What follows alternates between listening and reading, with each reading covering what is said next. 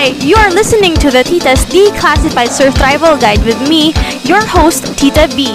We talk about tips, tricks, and tools on how you can survive and hopefully thrive your personal and professional life. Please don't forget to follow and subscribe so you don't miss any new episodes. On to today's topic! Hi everyone! Thank you so much for choosing to click or tap on today's episode. Whether you're listening from Spotify, Facebook, YouTube, or Google Podcast, I want you to know that I appreciate your support and I hope that you're learning things that can help you thrive your personal and professional life. Today, we'll talk about tips and tricks for you to succeed in a BPO or call center interview for the first time. Before I continue, for those of you who are new here, I am Tita B and I have a BPO career that spans for more than a decade. Starting with operations, to learning and development, to learning design, innovation, knowledge management, and project management. And as always, I want to remind everyone that although the tips that I will be giving come from a place of knowledge, these are my own opinions and they don't guarantee that you will successfully complete the interviews. It still depends on your execution, how you perform, how you handle yourself in the interviews, and your answers to the questions. But the tips that I will be giving you are about the things that I would usually look for or coach or give feedback on when I screen a candidate for the first time. And as a trainer before, I was part of the screening team to determine if a candidate is trainable. That means we're not looking for perfect candidates. The interview and hiring process varies for different companies, and there are some with multiple interviews besides the assessment, of course, before you can get to the job offer part.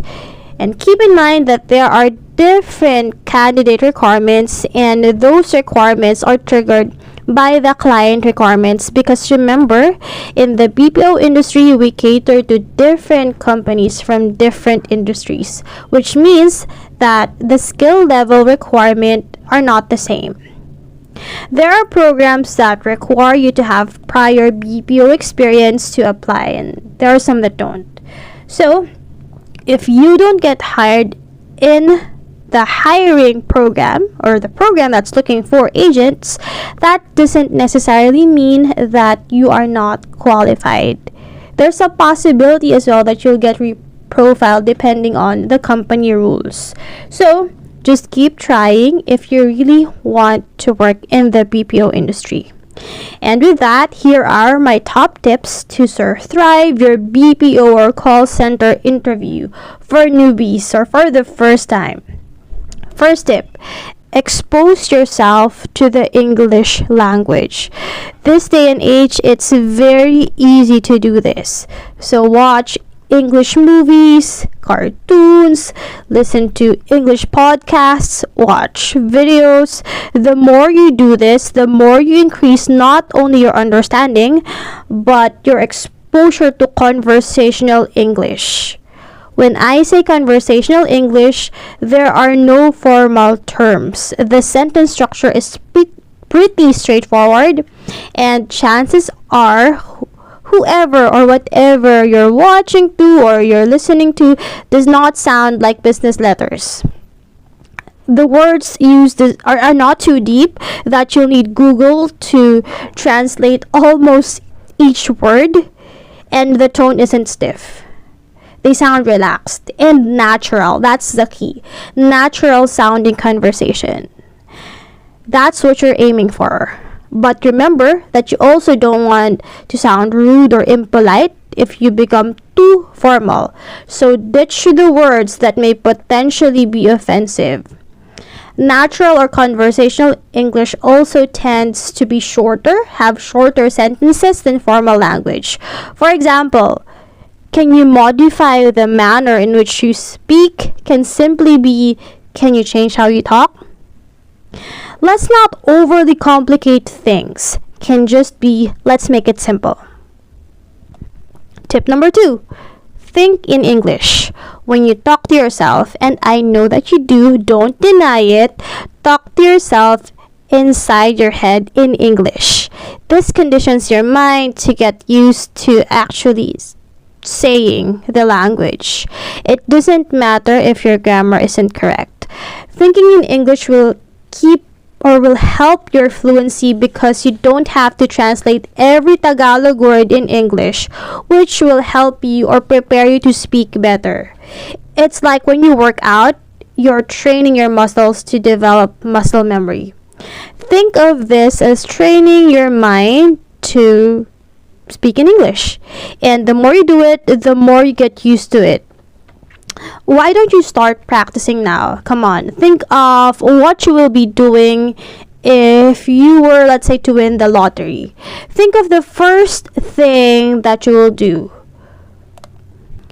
Walk yourself through your plans, or think of a series or a video that you've recently watched and recall what happened. Tell the story to yourself in English.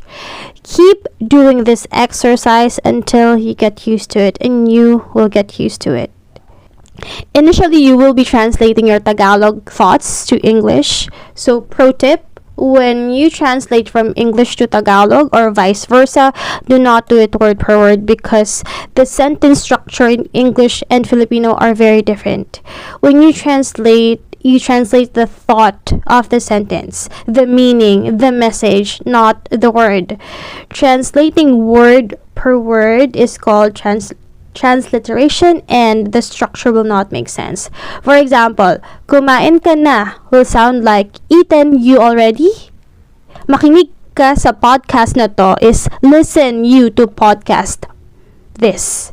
See? Alright, now that you've done tips 1 and 2, you are ready for tip number 3. Practice. Grab a mirror and talk. In English, of course. The thoughts that you had in tip 2, it's time to vocalize them now. Don't be shy, don't be self-conscious, because what you're doing, you should be doing on your own. You're practicing to help build your confidence for the interview while you're in front of the mirror, of course. So since you are in front of the mirror, I want you to play these questions and pause after you answer or you think of an answer. And, say it to yourself or answer in front of the mirror. Be real about your responses. Question 1. What made you want to work in the BPO industry? Question 2. Would you prefer working in a customer service, environment, sales, or technical support? And why? Question 3. How do you see yourself in 5 years? Please note that these questions are absolutely not necessarily what you'll get asked in the interviews. So don't use these questions as your review guide. Record your voice when you talk so you're aware of how you sound like. It helps you assess what level you are in or what else you might need to work on. You can also practice with someone else so you actually get to do a full-on conversation. You complete the communication cycle. When you practice with someone, don't get embarrassed if you make mistakes, and don't be self-conscious, because sometimes if you do, it halts the flow and your conversation seems stilted or you need to start over again. It's also natural to have fillers like and so forth. Even native speakers have fillers. As long as it doesn't become too distracting, that your sentence is filled with them, that you don't know what you're trying to say, then you're good to go. You'll get better and your fillers will lessen. That part, the filler though, you will need to be conscious of in the long run. But the goal for today's tip are the basics. Fluency, like with any other language, needs to be practiced and applied. No matter how much you input inside your head, like exposing yourself to English movies, videos, thinking in English, reading in English, you will need to have an output, which is putting your inputs into practice, which is using the language. The more you use the language in a conversation, the more you will get better and more confident, which brings us to tip number 4. Be confident. Think back on all of the vlogs that you've watched on YouTube or whatever. Pause this video and open a YouTube video, a vlog, or maybe a TED Talk, whatever episode. And think to yourself, what makes you watch their content? What makes you listen? If you remove your interest in the topic that they're talking about, think of those two things. What makes them believable? If you guessed confidence, because that's tip number 4, then you're correct. Their confidence stems from the knowledge that they have in their chosen niche or their chosen topic. Because they know their stuff, they can make the audience believe, and they can sell their videos by having people watch them. In an interview, you are basically selling your skills. And no one knows you more and knows your skills better than you. And once you add your now solid grasp of the English language, then there's no reason for you to be insecure. As a guide, a confident person speaks in a clear voice. The volume isn't too loud and definitely not too soft. They don't speak too fast, they don't speak too slow because they want their listeners to capture the words that they say. A confident speaker enunciates each word and has a firm but friendly tone. They make eye contact, not too much though, and uses their hands to gesture accordingly and naturally. No flailing hands or stiff and unmoving hand positions, please. And those are my top 4 tips. I hope this initial set of tips will help you be ready to start your BPO journey. Please share this to anyone who's looking to work in the call center industry. And let me know if you like this type of content. You can comment in my YouTube channel, where I also post this podcast, or go to my Facebook page. That's the Tita's Declassified Surthrival Guide. I am also on TikTok at TTDSurthrival Guide, and I also post food content if you're interested in that in IG. So head on over and look for the Newbie Cooks. And I'm leaving you with this verse from Proverbs chapter 2 verse 6. For the Lord gives wisdom, from his mouth come knowledge and understanding. Thank you for listening. Stay safe. God bless, and see you on the next podcast.